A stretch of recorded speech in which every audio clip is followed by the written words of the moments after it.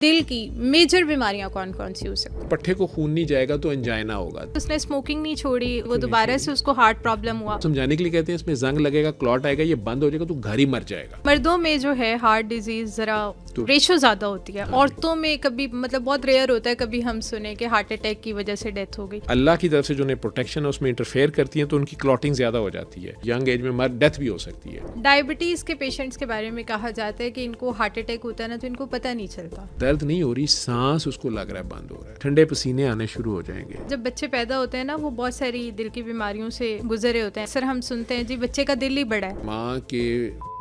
में ही कुछ ऐसे बग्स होते हैं, ऐसे जरासीम होते हैं जो अगर बच्चे के साथ मिक्स हो गए तो बच्चे को डिफेक्ट्स हो सकते हैं। दिल हमारी बॉडी का बहुत मेजर ऑर्गन है, लेकिन हम में से बहुत सारे लोग इसकी बीमारियों से गुजरे होते हैं। तो क्या हम जानते हैं कि ऐसी कौन सी बेसिक गलतियां हैं हमारी जिसकी वजह से हम दिल की बीमारियों का शिकार बनते हैं? पेरेंट्स की ऐसी कौन सी गलतियां हैं जिसकी वजह से उनके बच्चों में बाय बर्थ हार्ट का कोई मेजर इशू हुआ होता है? दिल के वॉल्स क्यों बंद होते हैं? स्टंट्स आपके लिए कितने नुकसानदेह हो सकते हैं? तो ये सब जानने के लिए आज हमारे साथ डॉक्टर जावेद मौजूद है, तो पॉडकास्ट को एंड तक क्लास में देखें।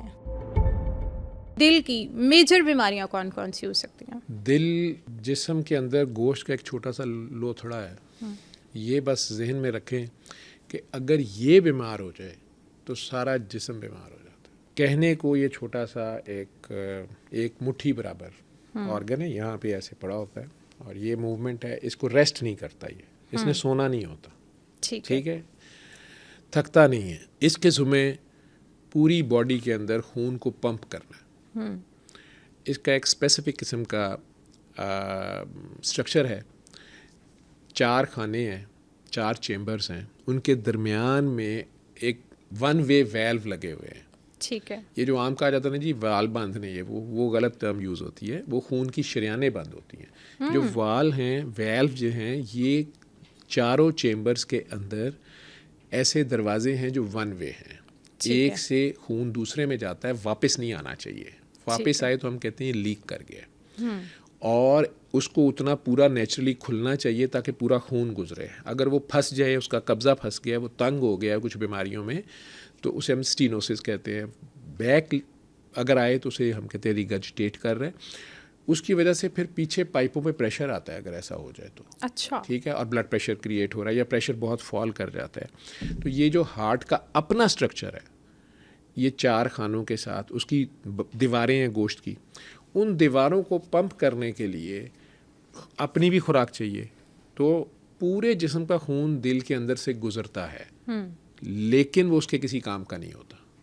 जब वो पंप मारता है तो पूरे जिस्म को खून जाता है, फेफड़ों में जाता है। राइट साइड से जब राइट चेम्बर्स करते हैं तो फेफड़ों में जाता है, ऑक्सीजन लेता है, कार्बन डाइऑक्साइड वहाँ छोड़ता है और लेफ़्ट साइड के चेम्बर्स में आता है। और वो पंप मारते हैं तो शारक के ज़रिए और फिर आगे पूरे जिस्म में सर से लेके पाँव तक खून जाता है और फिर वापस आता है राइट साइड पे। बिल्कुल ठीक है। इस दौरान जितनी उसमें ग़िज़ाइयत होती है और ऑक्सीजन होती है वो छोड़ता है सर के बालों से लेके पाँव के नाखून तक, और वापस कार्बन डाइऑक्साइड लेके फिर राइट साइड पे आता है और उसे क्लियर करता है। लेकिन इस सारे काम में जितना खून वो पर पंप या सर्कुलेट कर रहा है वो दिल के अपने किसी काम का नहीं है। ट्रैफिक सार्जेंट के इर्द गिर्द गाड़ियाँ हैं, बैंकर के पास पैसे ही पैसे, लेकिन उससे किसी काम के नहीं है, उस गाड़ियाँ उसकी नहीं है। जिस तरह ये मेरे हाथ के ऊपर आप देख रहे हैं शरियाने हैं या खून की नालियाँ हैं, इस तरह जो दिल के पट्टे होते हैं,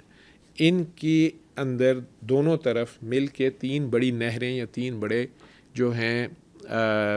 पाइप्स हैं, उनसे छोटी छोटी नहरें आगे निकल रही हैं, छोटे छोटे पाइप्स निकल रहे हैं जो उसके पट्टे को, दिल का जो पट्टा है उसको ताकत, ऑक्सीजन और सारा कुछ देती हैं। कब? जब दिल वापस रिलैक्स करता है, पंप करने के बाद खुलता है, जब फिर खून आता है, तो उस रेस्टिंग फेज़ में वो जो ज़रा सा रेस्ट उसको मिल रहा है, उसमें जो खून वापस प्रेशर से पाइप पंप कर थोड़ा सा वापस गिरता है, तो वो उसका जो फाइनल डोर है उसके अंदर सुराख ऐसे बने हुए हैं कि वो नहरें जो हैं उनके अंदर वो खून वापसी पे गिरता है, बचा खुचा खून मिलता है उसको। माँ की तरह खुद आखिर में खाता है। ठीक है। अब इन नालियों के अंदर अगर घी जम जाए, ऑयल्स या शुगर है, मीठा शीरा जम जाए, ये चीज़ें खून को थिक कर देंगी, गारा सा बन जाएगा। एक तो उसको पंप मारना मुश्किल है, ऊपर से इन नालियों के अंदर नॉन पल्सेटाइल जो बॉडी में जा रहा है वो पल्स के साथ जा रहा है, वो ट्रैवल करता है, हम नब्ज़ फील करते हैं। इसमें बैक प्रेशर से वापस आ रहा है, उसमें पल्स नहीं है, जोर नहीं है। तो इन नालियों में ज़रा सी भी रुकावट आएगी तो खून रुक जाएगा, तो उसके पट्टे को खून नहीं जाएगा तो एंजाइना होगा, दर्द होगी। ठीक है, एंजाइना बहुत कॉमन है, एंजाइना दिल की दर्द को कहते हैं। ठीक है, जब उसमें खून की कमी होगी, वहाँ ऑक्सीजन और ज़रूरी चीज़ नहीं पहुँच रही, खुराक नहीं पहुँच रही, शुगर नहीं पहुँच रही, तो दिल में दर्द होगी। और बदकिस्मती से अगर वो शुगर का मरीज़ है काफ़ी सालों से, तो उसे दर्द भी नहीं होगी, उसे पता नहीं चलेगा कि उसे क्या हो रहा है, मुझे घबरा पड़ रहा है, लेकिन उसने हाथ यूँ रखा होगा। दिल की दर्द अमूमन इस तरह नहीं होती कि आप उंगली रख के कहेंगे मुझे यहाँ दर्द हो रही है, वो दिल की दर्द नहीं होती। ठीक है, वो पट्टे की हो सकती है, हड्डी की हो सकती है, लंग की हो सकती है, खुराक की नाली की हो सकती है, गैस की हो सकती है। दिल की दर्द होगी तो वो उसने यूँ हाथ रखा होगा, ये वो कहेगा यहाँ पे कुछ मुझे है। ठीक है, ये होता बिल्कुल सेंटर में है, थोड़ा सा लेफ्ट साइड को ज़्यादा उसका पार्ट होता है, लेकिन दर्द ज़्यादा लेफ्ट साइड पे जाती है, लेकिन राइट साइड के बाजू में भी हो सकती है, गर्दन में भी जा सकती है, दांत में भी जा सकती है। और उसको सांस लगता है कि जैसे सांस आ नहीं रहा, शायद हवा की कमी है, ऑक्सीजन की कमी है, हालांकि सांस ले रहा होता है, फेफड़े उसके ठीक होते हैं, क्योंकि खून नहीं मिल रहा उसको, उसके पट्टे को। ठीक है, तो उसकी विगर, उसकी ताकत पंप करने की, प्रेशर मेंटेन रखने की, वो ख़राब हो रही है। उसके अंदर जो बिजली का सिस्टम है जिसने उसको चलाई रखना है, ऑटोमेटिसिटी, ये माँ के पेट में 40वें दिन अचानक स्विच ऑन होता है। अच्छा, ये आज तक डॉक्टर्स को नहीं पता कि कैसे होता है, क्यों होता है, और फिर आखिरी सांस तक वो धड़कता है। इसे कहते हैं ऑटोमेटिसिटी। ये दिल के पट्टे का एक ख़ास है जो बाकी जिस्म में नहीं है। तो माँ के पेट में 40वें दिन रूह फूंकी जाती है, या फीटल एक्टिविटी डॉक्टर्स कहते हैं, दिल की कारकर्दगी शुरू हो गई है। हालांकि वो दिल उसका उस तरह काम नहीं कर रहा होता जो बाकी ज़िंदगी उसने काम करना है, उसमें से सिर्फ एक साइड से खून गुजर रहा होता है, माँ की ही ऑक्सीजन उसके काम आ रही होती है। माँ का खून ही यहाँ से उसके जो जुड़ी होती है पाइप माँ के साथ, उसकी प्लेसेंटा के साथ, उसके यूट्रस के अंदर, वो कॉर्ड में से माँ का ही खून आ रहा होता है। माँ के हार्ट की पंप बीट ही उसमें से उस स्पीड से गुजर रही होती है, वो भी साथ फड़फड़ा रहा होता है, एक्सरसाइज कर रहा होता है, लेकिन ये फीटल एक्टिविटी आ जाती है। अब जब वो बड़ा होता है, पैदा हो जाता है और फिर कॉर्ड से कट जाता है, तो उसका हार्ट खुद पंप करना शुरू होता है, उसकी लेफ्ट साइड से भी सर्कुलेशन शुरू होती है, फेफड़े काम करना शुरू होते हैं, एक पूरा सिस्टम ऑन हो जाता है, इंजन ऑन हो गया, मशीन ऑन होगी, तो आखिरी सांस तक उसने करना है। एक बात याद रखिएगा, आपका खुदा न खास्ता किसी भी इंसान का ब्रेन ख़त्म हो जाए, एक्सीडेंट हो गया है, उसे कहते हैं ब्रेन डेड, वो बिल्कुल डेड हो गया, कोई हिस्सियात नहीं है, लेकिन उसका हार्ट चल रहा है, उसे मसनूई सांस की मशीन पे डॉक्टरों ने आईसीयू में लगाया हुआ है, या उसके जिस्म में कोई इन्फेक्शन हो गई, कोई भी मसला हो गया, बहुत सीवियरली सिक हो गया, खून सारा निकल गया, गलत ऑपरेशन हो गया, या बीमारी ऐसी फैल गई, ब्रेन डेड हो गया किसी भी वजह से, या गुर्दे डेड हो गए हैं, या लिवर डेड हो गया है, कोई मर्जी ऑर्गन, लंग्स डेड हो गए हैं या फेल हो गए हैं, फेलियर का लफ्ज़ हम बोलते हैं, liver failure, kidney failure, heart failure, lung failure, ये फेलियर तक ठीक है, लेकिन दिमाग टोटल डेड हो गया, आप उसे ब्रेन डेड कहेंगे, लेकिन उसे डेड नहीं कहेंगे। लेकिन हार्ट फेलियर वाले का जिस दिन दिल धड़कना रुक जाएगा, जिस दिन दिल की धड़कन रुक जाएगी, जिस टाइम पे रुकेगी, चाहे वो ब्रेन डेड 6 महीने से पड़ा हुआ था वेंटिलेटर पे, तो उसे डेड तब डिक्लेयर करेंगे जब दिल डेड हो जाए। तो जब दिल डेड हो जाए तो ए नबी ये मुर्दा हैं, इनके दिल मुर्दा है।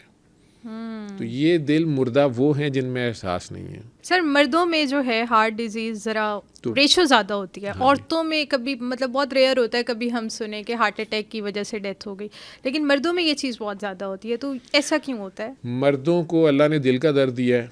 और औरतों को अल्लाह ने दर्द ज़ै या प्रेगनेंसी डिलीवरी की दर्द दी है। इसको ऐसे समझ लें, टिल द एज ऑफ मेनोपास 45-50, उसके बाद दोनों में बराबर है हार्ट डिजीज़। जो हार्ट डिजीज़ आप कह रही हैं वो इस्कीमिक हार्ट डिजीज़ कहलाती है, या कोरोनरी हार्ट डिजीज़। जो दिल की नालियाँ हैं उन्हें कोरोनरी कहते हैं, जो दिल की अपनी नालियाँ हैं जो उसे खुराक देती हैं, उनके अंदर ब्लॉकेज अगर आए तो आम ज़बान कहते वो जी वाल बंद, वाल नहीं बंद, उसकी दिल की नालियाँ बंद है। जो दिल की नालियाँ खून उसको देती हैं उनमें कहीं ब्लॉकेज है, 90% से भी ज़्यादा, उसकी ज़रूरत मिनिमम ज़रूरत के मुताबिक नहीं मिल रहा, तो फिर उसमें डॉक्टर्स दवाइयाँ भी देते हैं, ब्लड थिनर्स देते हैं, कोलेस्ट्रॉल और शुगर कंट्रोल करने की दवाइयाँ देते हैं, ब्लड प्रेशर ताकि हार्ट पे लोड ना पड़े, और अगर नहीं गुजारा होता एंटी एंजाइनल्स देते हैं, खून की नाली थोड़ी ढीली रहे, उसके अंदर से खून का फ्लो इजी रहे। लेकिन अगर नहीं होता तो फिर एंजियोग्राफी, एंजियोप्लास्टी की जाती है, स्टेंट्स डाले जाते हैं या फाइनली बाईपास किया और जाता है। एंजियोप्लास्टी में डिफरेंस क्या है? ये खून की नालियों को मैप करना डाई दे के कि उनका पहले तो पिक्चर सामने आए कि उसमें कहाँ कहाँ डक्का है और कितना है, ये एंजियोग्राफी है। उसको ग्राफ कर लिया आपने। ओके। अब उन्हें खोलना है। पुराने ज़माने में कैथेटर डाल के उसको हवा बैलून के साथ खोलते थे उस तंगी को, उसे कह देते थे एंजियोप्लास्टी कर रहे हैं। लेकिन अगर अब वहाँ पर एक स्प्रिंग, जैसे बॉल पॉइंट्स में स्प्रिंग होता है, वो स्टेंट है, तो वहाँ पर अगर स्टेंट पहुँचा दी जाए कैथेटर के ज़रिए, यहाँ से बाजू से या यहाँ से मेजर खून की नाली के ज़रिए उसे पहुँचाया जाता है, टांग से भी यहाँ से की जा सकती है, तो वो एंजियोप्लास्टी से अगला स्टेप है स्टेंटिंग कर दी। ठीक है, उसे कहते हैं परक्यूटेनियस स्किन के ज़रिए इम्प्लांट कर दिया वहाँ पे। वो जो तंगी थी उसके अंदर आपने स्प्रिंग रख दिया, ठीक है, एक पुली का काम वो दे रहा, तो वहाँ से ब्लड फ्लो दोबारा मेंटेन कर दिया जहाँ डक्का था।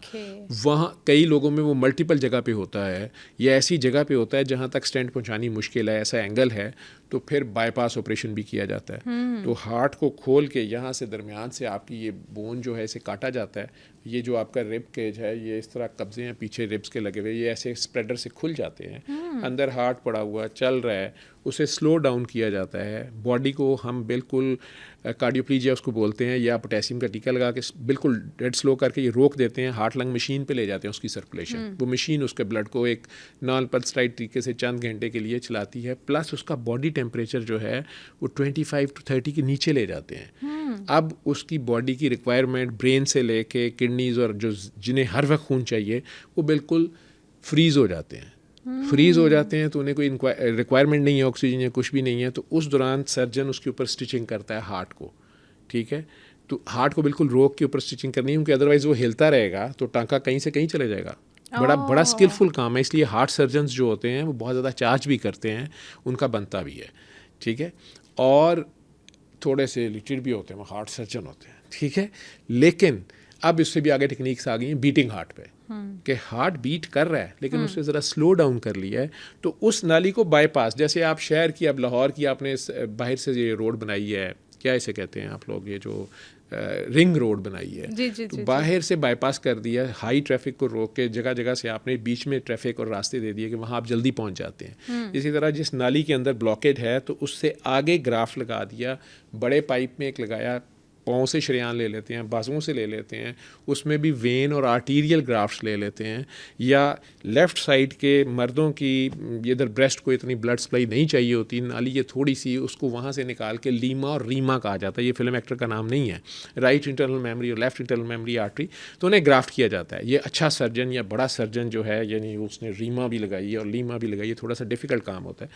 और उसमें टाइम भी थोड़ा होना चाहिए, उसका ग्राफ टाइम भी देखा जाता है। ये नहीं है कि वो सारा दिन बैठ के कशीदाकारी करता रहे थे, 12 घंटे का बाईपास करके गए कि मैं बड़ा खूबसूरत ग्राफ्ट लगाए ने। फिर आप ये सोच लें कि इस नाली के ऊपर आपने रबर ही, मतलब वो गोश्त पोश की नाली लगानी है, जहाँ वो जुड़े वहाँ किंक ना आए। वहाँ किंक आएगा तो वहाँ फिर टर्बुलेंस होगी और वहाँ फिर क्लॉट आ जाएगा।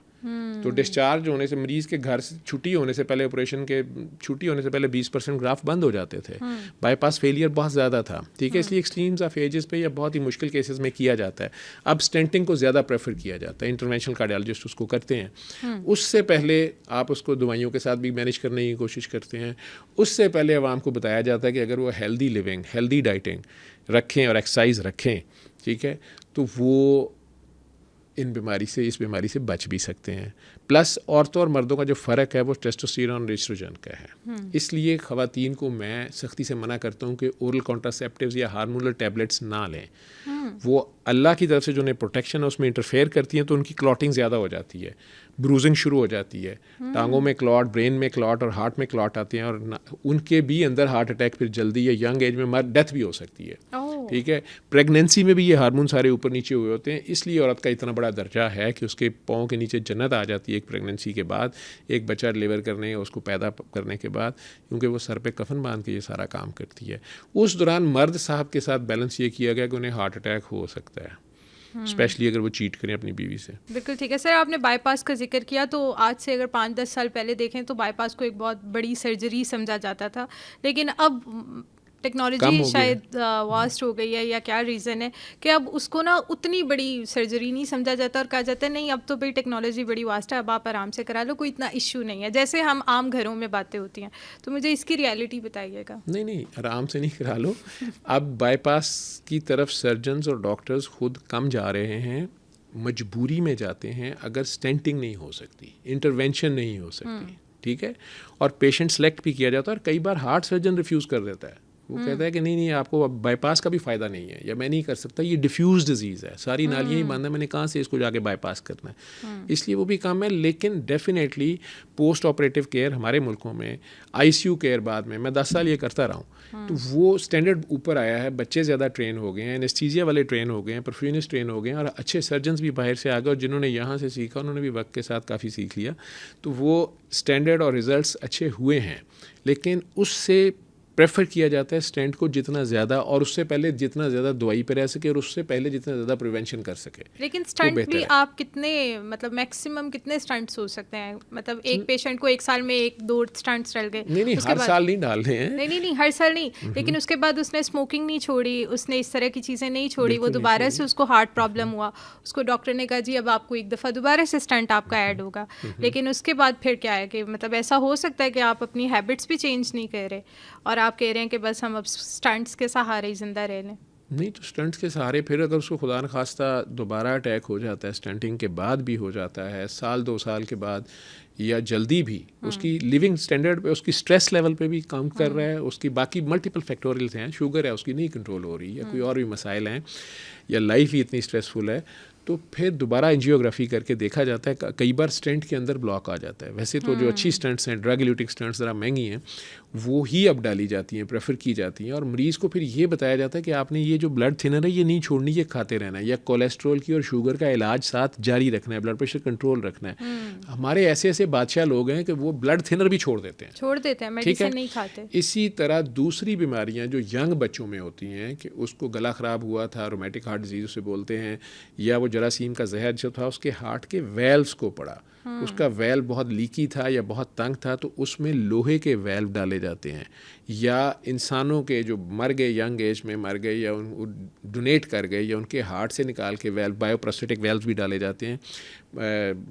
जानवरों से भी या इवन सूअर से भी लेके वो बनाए जाते हैं, पोर्सिन वेल्व्स भी अब बेहतर प्रेफर किए जाते हैं, मेटालिक वेल्व्स यंग लोगों में, उसमें भी ब्लड थिनर दिया जाता है कि नहीं तो ये वेल्व जो है इस पर जंग लग जाएगा, उसको समझाने के लिए कहते हैं इसमें जंग लगेगा, क्लॉट आएगा, ये बंद हो जाएगा तो घर ही मर जाएगा। इवन देन हमारे लोग वो दवाई रोज़ शाम 6 बजे वो खानी होती है, 1 या 2 या आधी गोली या 2.5 गोलियाँ, उसको लेवल बताया होता है कि ये तुम्हारा INR का या पीटी का लेवल इतना होना चाहिए, तुमने 15 दिन या महीने बाद ये कराते रहना है, तो माशाल्लाह ठीक रहोगे सारी ज़िंदगी।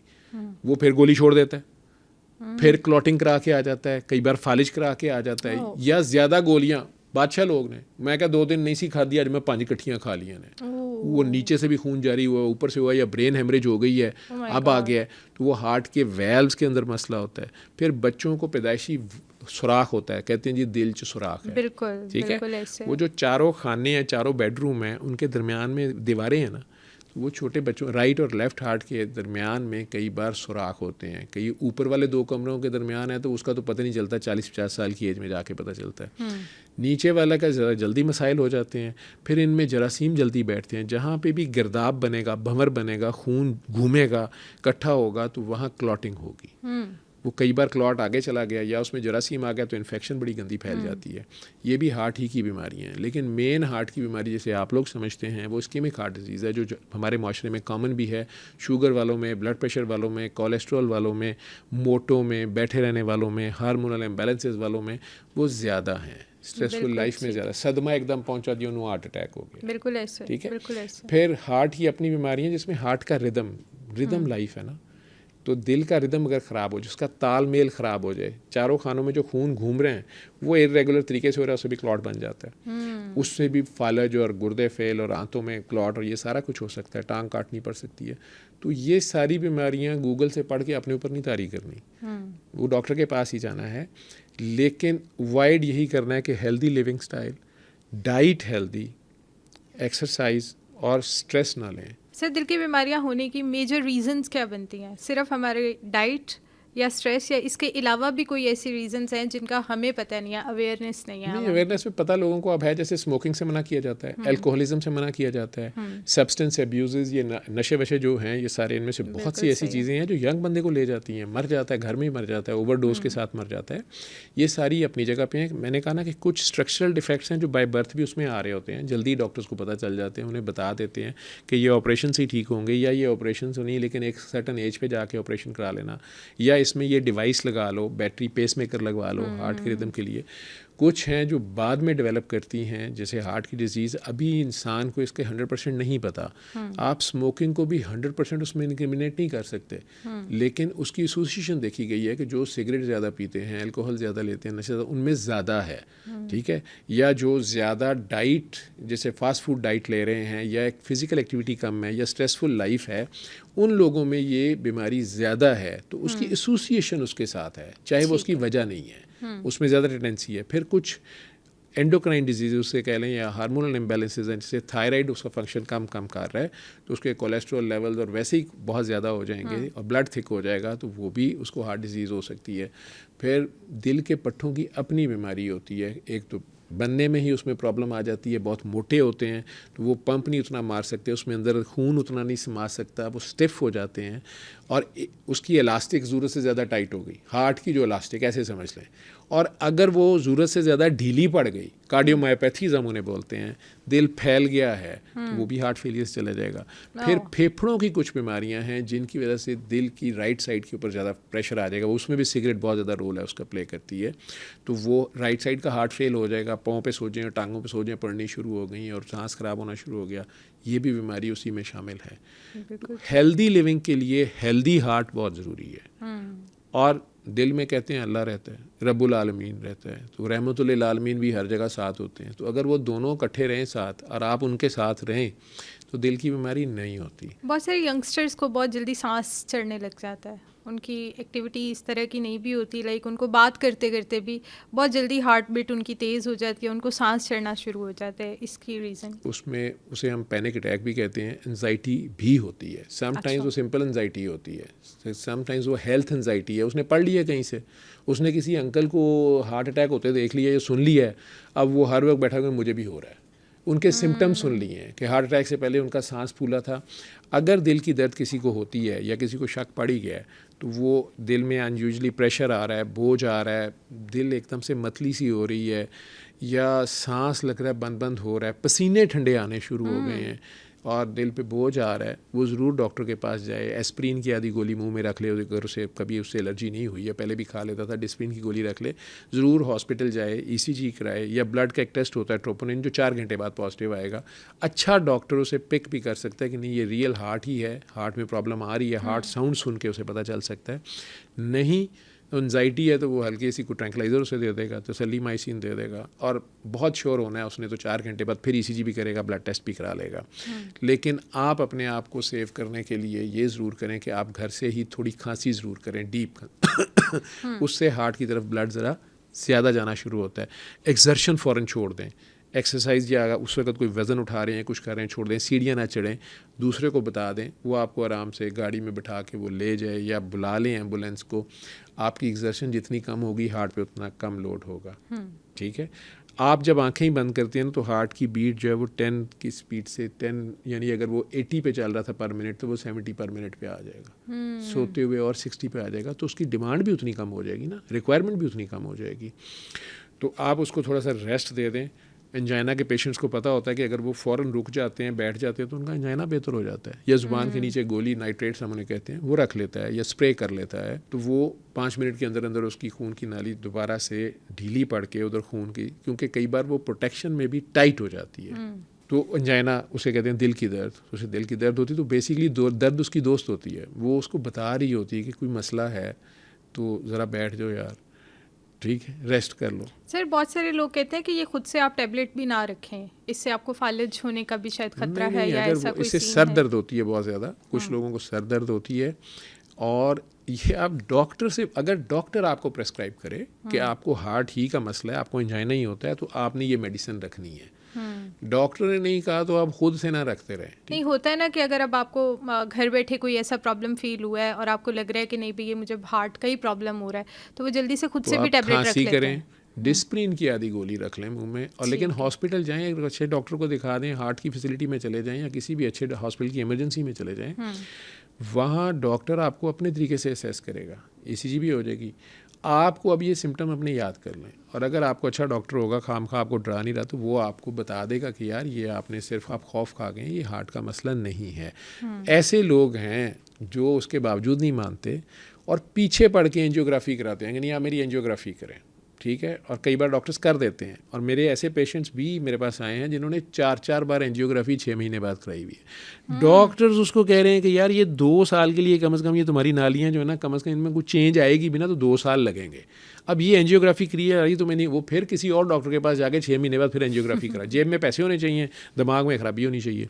तो वो भी होते हैं पेशेंट्स। क्या हम अपनी डाइट में कुछ ऐसी चीज़ें ऐड कर सकते हैं जिससे हमारी दिल की सेहत अच्छी रह सके? हलाल डाइट हो, पहले किसी को खिला लें फिर खुद खा लें, पाक भी कर लें, साफ़ डाइट है लेकिन उसे पाक भी कर लें, ठीक है। उसके साथ आप उसमें ज़्यादा मुरगन ग़िज़ाएं ना लें, एक भूख रख के खाएं, कभी पेट भर के ना खाएं। मैदा जो है ये दिल का सबसे पहला दोस्त होता है।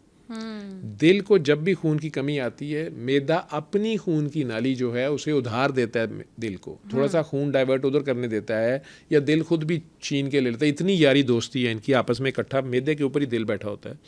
तो वो इतनी दोस्ती है कि वो पहले ही कहता है यार इधर फड़ा, चाहे उसको ज़रूरत है। तो वो मैदा अब अगर फ़ौरन काम करने लगा, अभी आपने खाना खाया है तो उसको चाहिए, उसने उसको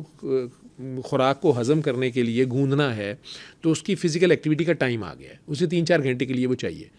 अब आपने मैदे को भी ओवरफिल कर लिया है तो उसको ज़्यादा ज़ोर लगाना पड़ेगा, तो वो दिल से जो उसने उधार खून उसे दिया हुआ था वापस मांगेगा। दिल बेचारे को पहले ही, और ये काम भी उसके ऊपर आ रहा है, दिल ने ही प्रोवाइड करना है, तो दिल देगा नहीं, दोनों की खींचातानी में एंजाइना हो जाएगा। तो मरीज़ कहते हैं डॉक्टर साहब मुझे खाना खाने के बाद दर्द होती है, मुझे कहते हैं पोस्टप्रेंडियल एंजाइना, ठीक है। तो फिर हम उसे कहते हैं कि आपने भूख रख के खाना है। सरकारी द्वारा तो बता गए लेकिन कौन मानता है, तो 4 घंटे बाद फिर खा लेना यार, दोबारा भी वज़ीर आज़म बन सकते हो, क्या हो गया, मतलब थोड़ा खा लो।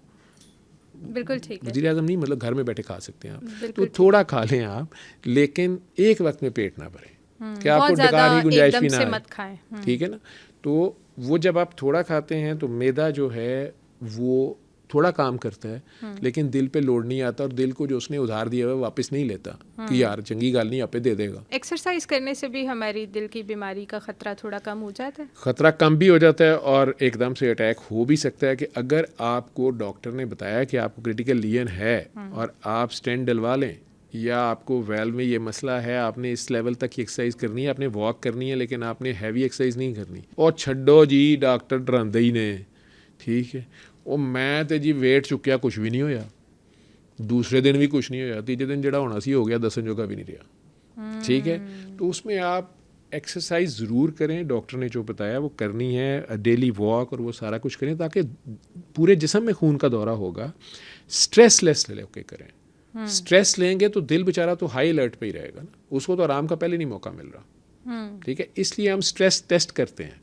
जो एक्सरसाइज ट्रेडमिल पे जो भगाते हैं, आप लोग तो ट्रेडमिल एक्सरसाइज के लिए यूज़ कर रही हैं ना, तो ट्रेडमिल जो मशीन पे हम भगाते हैं, जैसे ETT कहते हैं, एक्सरसाइज टॉलरेंस टेस्ट, तो उस मरीज़ का किए इसलिए जाता है, या उसके साथ स्ट्रेस थैलियम कर लिया जाता है, डाई दे के भी हार्ट की इमेजेस लिए जाते हैं, कहाँ खून की कमी या ज़्यादती है, और क्या इतनी है कि उसके अंदर कल को स्टेंट्स डाल के या कुछ वो रिवर्सिबिलिटी उसमें है कि नहीं है, ठीक है, उसकी, या वो ऑलरेडी हार्ट का वो पोर्शन डेड हो चुका है, उसकी अब एंजियोप्लास्टी करने का या स्टेंट करने को फ़ायदा नहीं। डॉक्टर्स ये टेस्ट करते हैं, उससे पहले स्ट्रेस टेस्ट इसलिए किया जाता है कि ये हार्ट कितनी स्ट्रेस को टॉलरेट करता है, कितनी स्ट्रेस पे जाके इसको एंजाइना हो जाता है, उस हिसाब से भी डॉक्टर उसको गाइड कर देता है कि आपने ये करना है, ये नहीं करना, या खुदा न खास्ता अभी आपको हार्ट अटैक हुआ है, आपने रेस्ट करना है, और आपकी डाइट्स जो हैं बहुत हैवी ना हो, आपकी मुरगन ना हो, जूद हजम खुराक हो आपकी, और आपने जी अभी सिर्फ वॉशरूम जाने की इजाज़त है पहले वीक में, और आपने बेड पे रेस्ट करना है, दूसरे वीक में डॉक्टर इंसिस्ट कर रहा होता है कि नहीं अब आप घर में थोड़ा चला फिरा करें, ठीक है।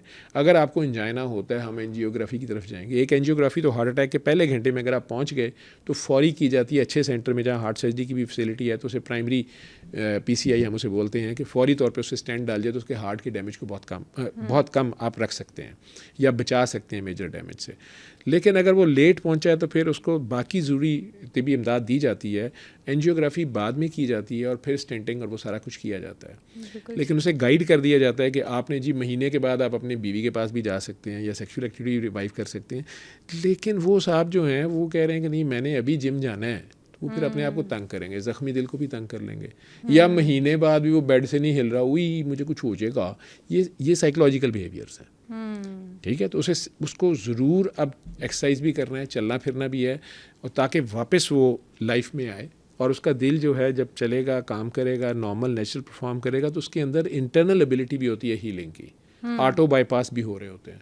नए ब्लड वेसल्स भी बन रहे होते हैं, तो वो बनते हैं। लेकिन बाकी चीज़ें उसमें फिर दिल के मसले में वही आ जाएगा कि उसकी सोच पॉजिटिव हो, स्ट्रेस कोप करने की एबिलिटी हो, स्ट्रेसफुल लाइफ ना रखे, टेंशन ना ले, प्लस क्योंकि उससे एड्रेनलिन क्रिएट होगी और वो उसके हार्ट के ऊपर और स्ट्रेस लाएगी, हार्ट बीटिंग बढ़ा देगी, पैनिक क्रिएट कर देगी, प्लस उसकी डाइट जो है वो बैलेंस्ड हो और ओवर ईटिंग ना हो, प्लस उसकी जेन्युइन एक्सरसाइज हो एक मॉडरेट लेवल पे रहते हुए, और इसके साथ वो दवाई जो भी डॉक्टर ने दी है वो भी टाइम पे वो अपने ले और मुकर्ररा मिकदार में जो डॉक्टर ने बताई है वो ले। और अगर डॉक्टर्स कह रहे हैं कि नहीं अब ये स्टेज आ गई है कि यहाँ पे स्टेंट डालें, कई कुछ डॉक्टर्स भी ज़्यादती कर जाते हैं, जी हेल्थ कार्ड से मुफ्ती पैना पुआ लो,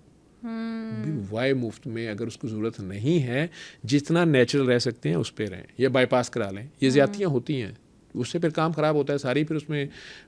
बदनाम होते हैं। सर हाइपरटेंशन और कोलेस्ट्रॉल का क्या ताल्लुक है दिल की सेहत के साथ, क्या ये भी बहुत ज़्यादा इंटरलिंक्ड है? ये चारों चीज़ें मैंने कहा ना कि आपको शुगर, आपको अपनी हेल्दी डाइट के साथ अपने कोलेस्ट्रॉल लेवल्स अगर हाई होंगे तो उसके अंदर क्लॉटिंग आएगी ना जल्दी, और ब्लड प्रेशर हाई होगा तो प्रेशर आएगा, तो ब्लड प्रेशर की दवाई भी उसने लेनी है। ये चारों चीज़ों को कंट्रोल करना पड़ेगा, उसके लाइफस्टाइल और डाइट को, उसके शुगर, ब्लड प्रेशर और कोलेस्ट्रॉल लेवल्स को,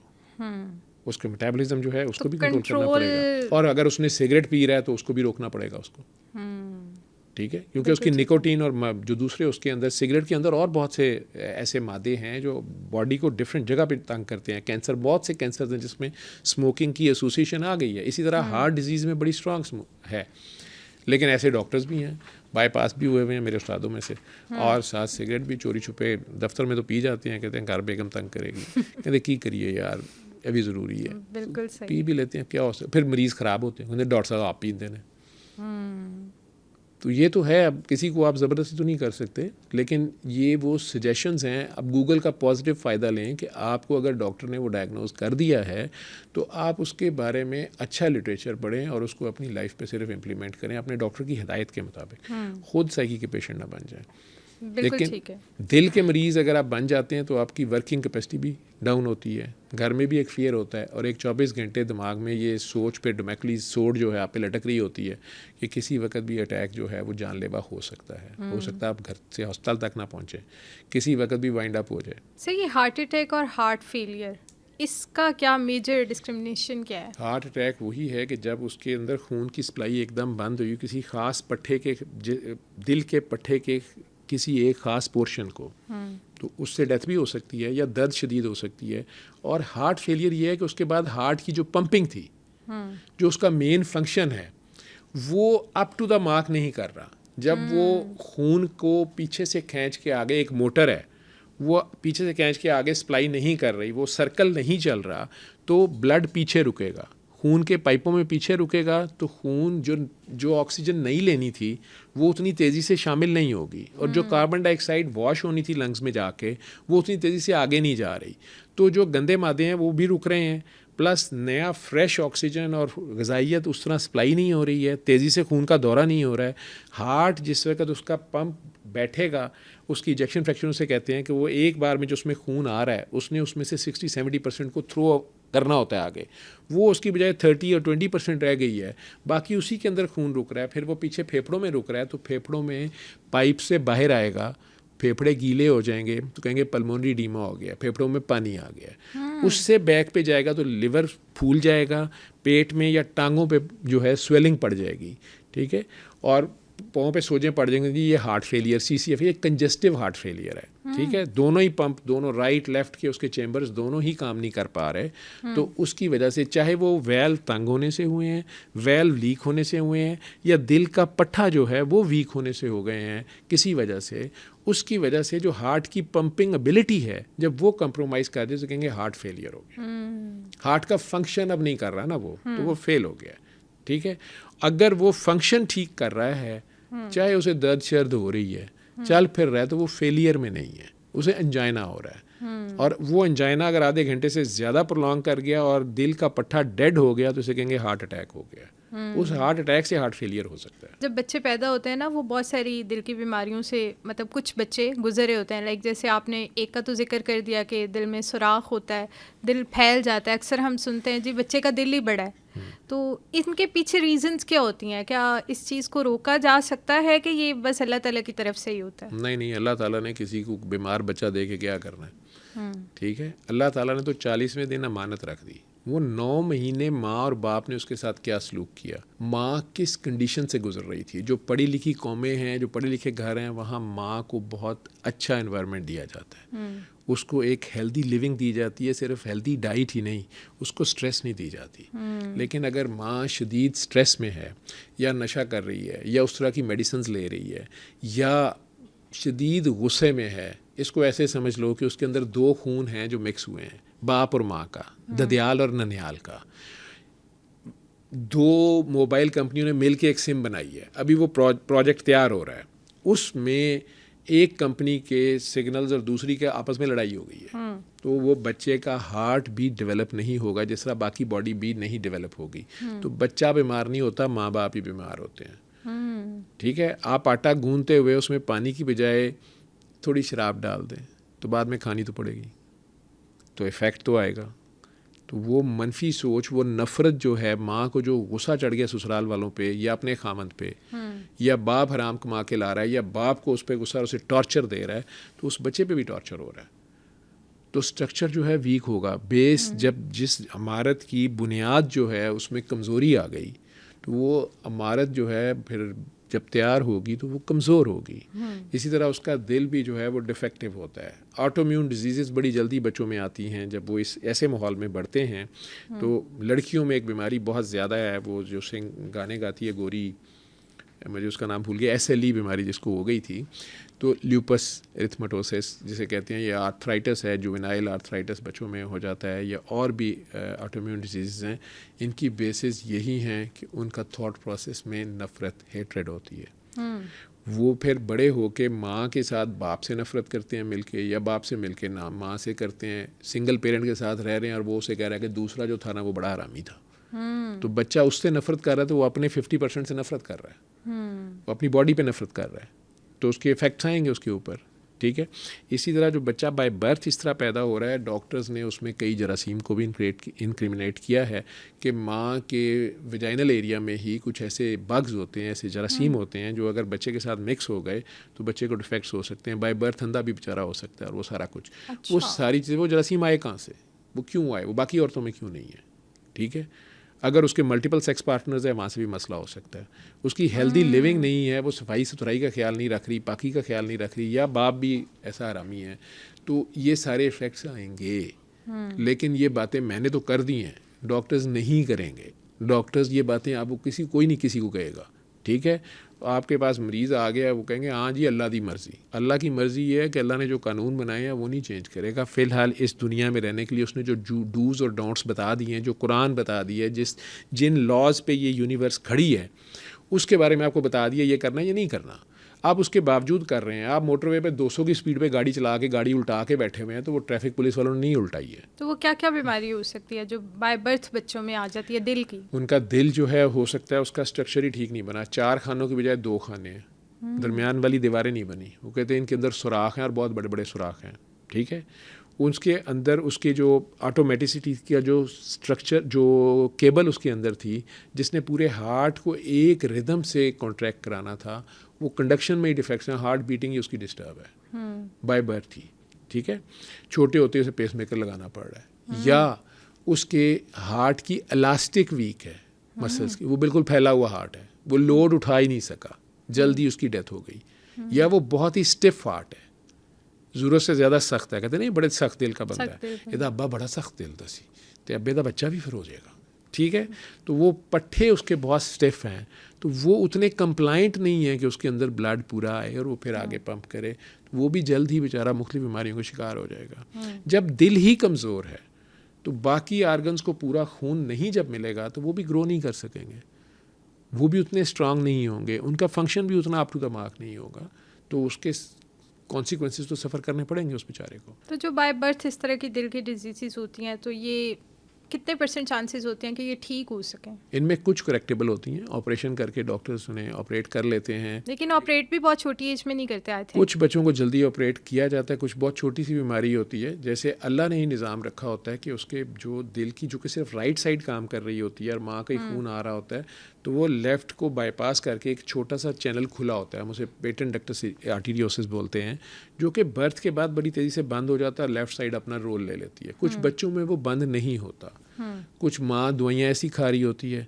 या कोई हार्मोनल इम्बैलेंस ऐसा होता है कि वो नहीं बंद होती, तो बच्चे के अंदर वो अब जो उसकी माँ के पेट में 9 माह में उस चीज़ ने उसको फ़ायदा दिया था, अब वो उसको नुकसान दे रही है क्योंकि वो एबनॉर्मल है। उसको जो ही जल्दी पता चलता है, डॉक्टर स्टेथ से सुनते हैं, तो वो जब पता चल जाए तो बिल्कुल ऐसे ही है जैसे अपेंडिक्स का ऑपरेशन है, उस तरह यूँ समझें कि हार्ट का एक छोटा सा माइनर ऑपरेशन है, वो छोटे बच्चे पे भी कर दिया जाता है, उसको एक गिराई मारनी होती है, छोटे साइड से खोल के भी मार देते हैं, कर देते हैं। लेकिन इसी तरह वैल्व हैं उसके, उन्हें दोबारा रिकन्स्ट्रक्ट भी किया जा सकता है जो लीकी हो गए हैं, या उन्हें टोटल चेंज किया जाता है। जो दिल के अंदर सुराख जिसे लफ्ज़ बोला जाता है, वो ऊपर वाले जो 2 खाने, छोटे खाने जो हैं दिल के, उनके अंदर सुराख हो, तो उसमें अब इस तरह के डिवाइसेस आ गए हैं कि ओपन हार्ट सर्जरी करने की बजाय एंजियोग्राफी की तरह वो एम्ब्रेला उसमें डाल दी जाती है, ये डिवाइस डाल दिया जाता है, वो वहाँ जाके स्टक कर दिया जाता है और वो दोनों साइडों को बंद कर देता है, तो बड़ा अच्छा वो तालमेल कायम हो जाता है वापस।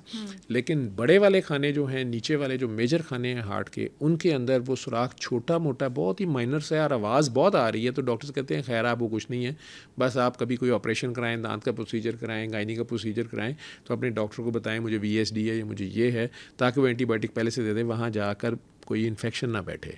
अदरवाइज़ आपको कुछ भी कराने की ज़रूरत नहीं है। लेकिन अगर वो ज़्यादा बड़ा सुराख है तो उसे फिर ओपन हार्ट सर्जरी से ही बंद किया जाता है, और जितनी जल्दी ऑपरेट किया जाए वो बेहतर होता है, ताकि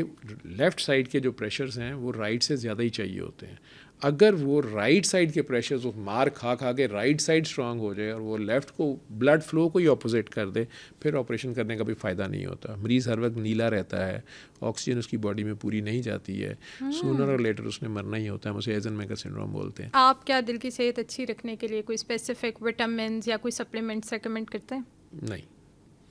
अपने Q10 एंजाइम और इस तरह की चीज़ें बताई जाती हैं लोगों को खामखा उस साइड पे ले जाने के लिए। अपनी डाइट अच्छी रखें और अपनी सोच अच्छी रखें,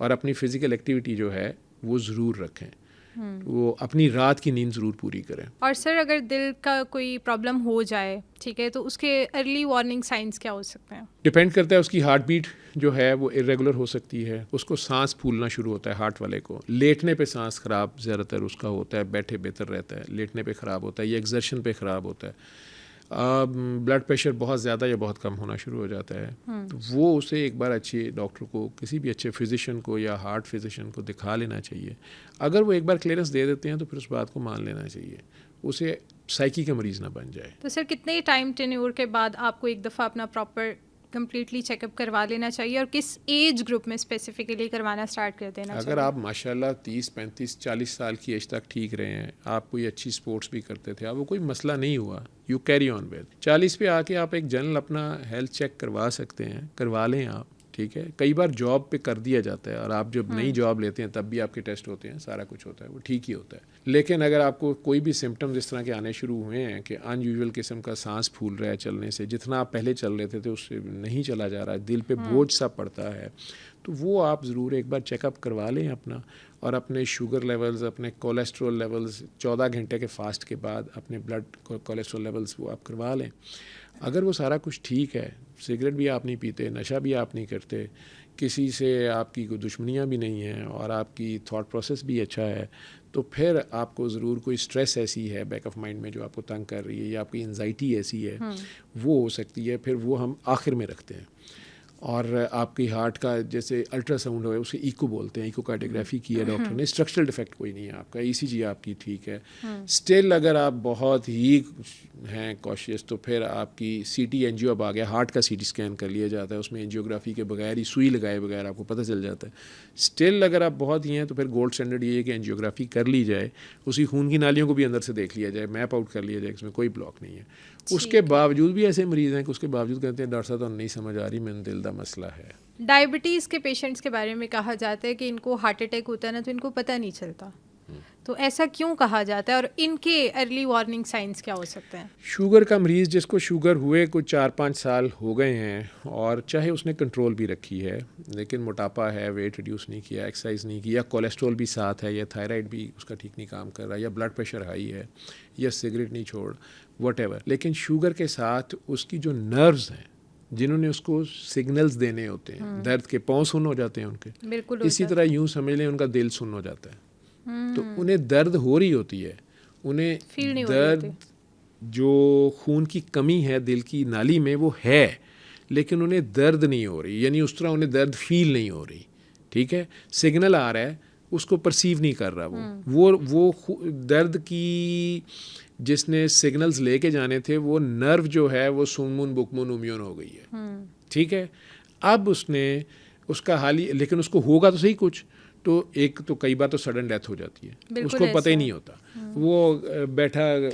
ट्रैंक्लाइज़र खा रहा होता है, वेलियम खा लो जी, दूसरा मशवरा दे रहा हो लेक्सोटा खा यार, ठीक है, लेकिन उसको घबरा पै रहा है। अच्छा, ये घबरा का अगर कोई भी डॉक्टर सुन रहे हैं मुझे इसकी अच्छी अंग्रेज़ी ज़रूर बताएं,